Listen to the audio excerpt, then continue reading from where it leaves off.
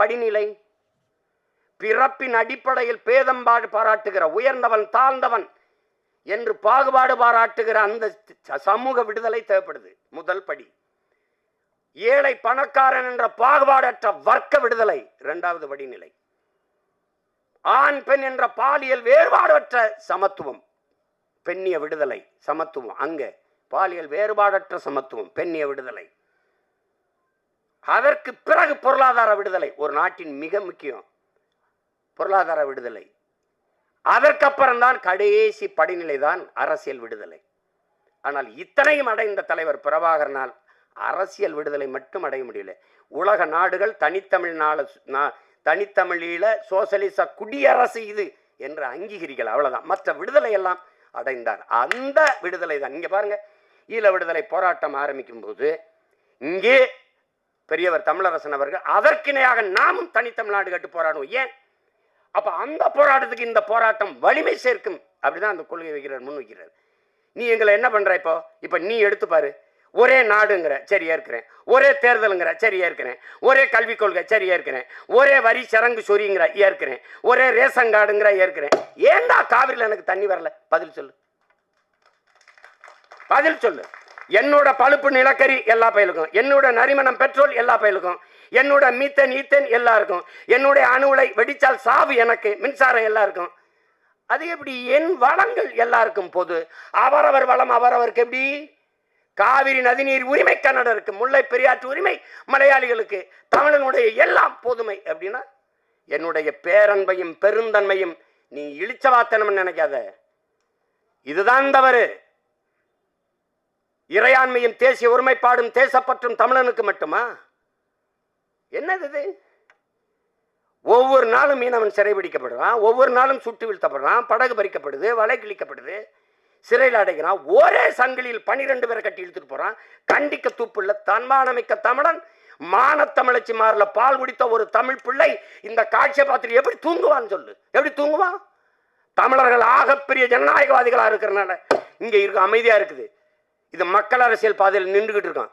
இல்லைன்னா கலியபெருமாளும் தமிழரசன் இங்க உருவாக ரொம்ப நேரம் ஆயிடாது தம்பி. அதை புரிஞ்சுக்கணும். நீ தேவையில்லாம படிக்கிற, சட்டம் பண்ணிக்கிட்டு இருக்க.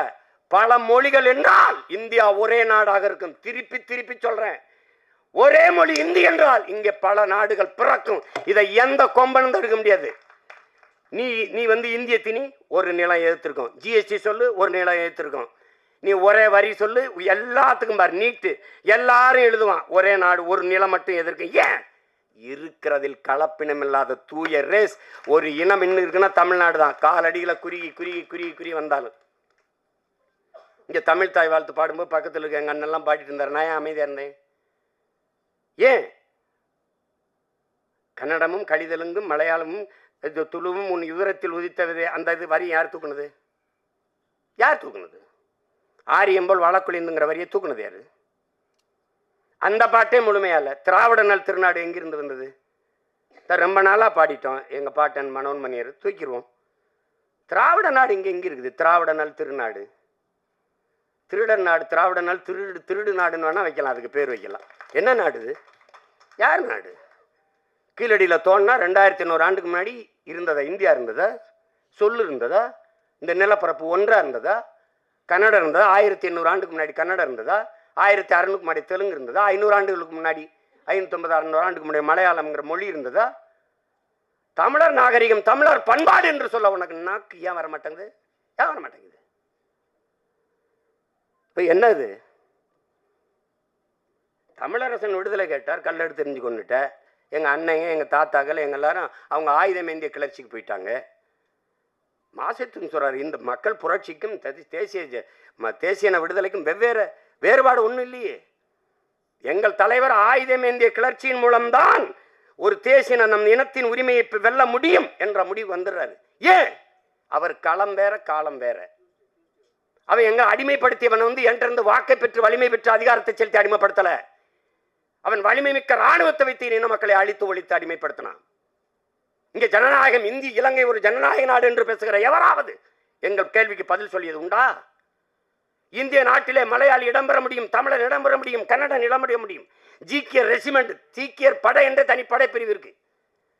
ஆனால் இலங்கை ராணுவத்தில் தமிழர்கள் இடம்பெற முடியுமா? இந்த கேள்விக்கு பதில் இருக்கா? இருக்கா? இல்ல. விழுக்காட்டு அடிப்படையில் அவன் 70, நாங்க 30, இல்ல 60, நாங்க 40 அப்படி இடம்பெற்றிருந்தால் தனியே விடுதலை புலிகள் என்ற ஒரு மக்கள் ராணுவம் உருவாயிருக்க வேண்டிய தேவை வந்திருக்காது. அப்ப என்ன ஆயிடுச்சு? அவன் முழுக்க முழுக்க ஆயுதத்தை வைத்து, நீ உரிமை என்றால் எப்படி கேட்ப? துப்பாக்கியை கொண்டு போய் தொண்டை குழிகளை செலுத்தினா உயிர் வேணுமா உரிமை வேணுமான்னு கேட்டா நீ என்ன சொல்லுவ? உயிர் தான் சொல்லுவ. அப்படி அடைக்கி ஓடுக்குனா துப்பாக்கி முனையில் என் அக்கா தங்கச்சி வன்புணர்வு செய்து கொலை செய்தான். அப்பாவை அம்மாவை மரத்தில் கட்டி வச்சுட்டு வன்புணர்வு செஞ்சு தாய்க்கு முன்னாடி தந்தைக்கு முன்னாடி செஞ்சு உயிர் உறுப்புக்குள்ளே துப்பாக்கி செலுத்த வெடிக்க வச்சு சதைச்சான். எல்லாத்தையும் பார்த்துட்டு நீ பொறுமையா இருந்தா அப்ப ஒரு முடிவு எடுக்குது. எப்படி கலியபெருமாள், எப்படி தமிழரசனோ அந்த வழியிலே ஒரு வீரன் வர்றான். அவன் தான் பிரபாகர். என்ன முடிவு எடுக்கிறான்? எந்த ஆயுதத்தை வைத்து நம் இன மக்களை அழித்து ஒழிக்க துடிக்குதோ சிங்களம், அதே ஆயுதத்தை எடுத்து தற்காப்பதை தவிர வழி இல்லை. ஆயுதமேந்திய நாங்கள் பயங்கரவாதிகள் என்றால் அந்த ஆயுதத்தை பிரசவித்த தாய் சிங்கள அரச பயங்கரவாதம். பதில வட்டது மறுப்பு உண்டா? இல்ல. அது ஜனநாயக நாடுங்கிறது. தமிழர்களின் பூர்வீக நிலத்தில் அண்டி ஒண்டி வாழ வந்த நீ என்னை இரண்டாம் தர குடிமக்களாக்கி என் மொழியை தூக்கி தள்ளி, அதே தான் அங்கேயும் நடக்குது. திராவிட வந்து தமிழ் பயிற்று மொழி என்று இந்த இடத்தில் தாய்மொழி கல்வி என்று கொண்டு வந்தவர் பேரறிஞர் அண்ணா. யாருடைய தாய்மொழி? யாருடைய தாய்மொழி? இன்னைக்கு இங்கேயும் 10வது தேர்விலே அவரவர் தாய்மொழியில் தேர்வு எழுதலாம் என்று போய் நீதிமன்றத்தில் போய் வழக்காடி உரிமை பெற்று வந்து தேர்வு எழுதுகிறார்கள் இவர்கள். அப்புறம் நிகழ்ச்சி முடிஞ்சு தெருவில் போகும்போது இருபக்கம் பாருங்க, தமிழகத்தின் தமிழ் தெருவில் தமிழருக்கு அன்பாருங்க. கோபம் வரக்கூடாது, அது பேசக்கூடாது, அப்படியே போயிரு. அப்படின்னா எப்படி? எப்படி கொடுமை இதெல்லாம், கொடுமை. அதுல அவர் நின்ன காலம் வேற. அவன் ஆயுதத்தை எடுத்து அழுத்தி உடைக்க நினைக்கிறான். அதே ஆயுதத்து கூட அதான் எதிரி எந்த மொழியில் பேசுகிறானோ அதே மொழியில் பேசினா தான் எதிரிக்கு புரியும். நீ என்ன ஆயுதம் எடுக்க வேண்டும் என்பதை எப்போதும் எதிரி தான் தீர்மானிக்கிறான். மாவோடைய கோட்பாடு எடுத்தான். மரம் அமைதியாகத்தான் இருக்க நினைக்குது, ஆனால் காற்று அதை இப்படி இருக்க விடுவதில்லை. நாங்க அமைதியாத்தான் இருக்க நினைக்கிறோம், ஆனா நீ விடுறதில்லை. 400 டிஎம்சி வந்த நேரத்தில் காவிரியிலிருந்து தண்ணி வந்தது இப்ப மறுக்குது. ஏன் மறுக்குது? என்னுடைய பழுப்பு நெல்கறி எடுத்து என்ன ஆட்டம் போடுற? எங்களுடைய தாத்தா ஜம்பலிங்கம் முதலியார் சொந்த 500 ஏக்கரை கொடுத்தான். ஜம்பலிங்கம் முதலியார் அவனுக்கு செலவைக்கு சொல்லி போறான்னு வச்ச கீழே இந்திரி எழுதி வச்சுட்டு போயிருக்க. என்கிட்ட அதிகாரம் இல்லைன்னு தானே 6 நொடியில உடச்சி கீழே தள்ளிட்டு நான் மறுபடி கட்டி தமிழ் எழுதி வைக்கிறதுக்கு எவ்வளோ நேரம் ஆயிரும்? இப்படிதான் என் மருமக வந்து பாட்டிக்கு வந்து இது வைக்கணும், மாமாவுக்கு செலவு வைக்கணும், கெஞ்ச விடுற. இதுக்காவது நம்ம வெல்லணும் இந்த நாட்டில், இதுக்காவது நம்ம வெல்லணும். என்ன என்ன என்ன பாருங்க. அப்ப எல்லாம் தமிழனுடைய இதெல்லாம் பொது. உலக மொழிகளின் தொன்மத்தை தமிழிலிருந்து அறியலாம். நம்ம சொன்னது தான் பிரதமர் பேசுறார். உலக மொழிகளின் இந்தியாவின் தொன்ம மொழி தமிழ். இந்திய மொழிகளின் தொன்மத்தை தமிழிலிருந்து அறியலாம். உலகின் முதன் மொழி தமிழ் எல்லாம் சொல்றீங்க. ஆனால் புதிதாக கட்டிய பாராளுமன்ற கட்டடத்திலே இந்தி, சமஸ்கிருதம், இங்கிலீஷிலே கல்வெட்டு இருக்கு. ஏன் என்னரும் தமிழ் மொழியில் ஒரு கல்வெட்டு இல்லை? இந்த 40-39 உறுப்பினர் கொண்டு வாங்க என்ன பல்லாங்குழி ஆடுறீங்களா? இதையும் கேட்டு பெற முடியல.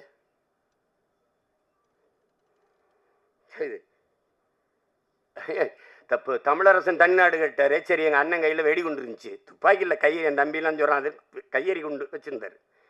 எங்கள் தாத்தாட்டா ஒன்றும் இல்லை. அவர் மக்கள் திரட்சி போராட்டத்துக்கு போயிட்டார். எனக்கு நம்ம தாத்தா முத்துராமலிங்கத்தேவர் கல்யாண மண்டபம், நம்ம கட்சிக்காரர் நம்ம கொள்கையாளர் யாரோ திருமணம்.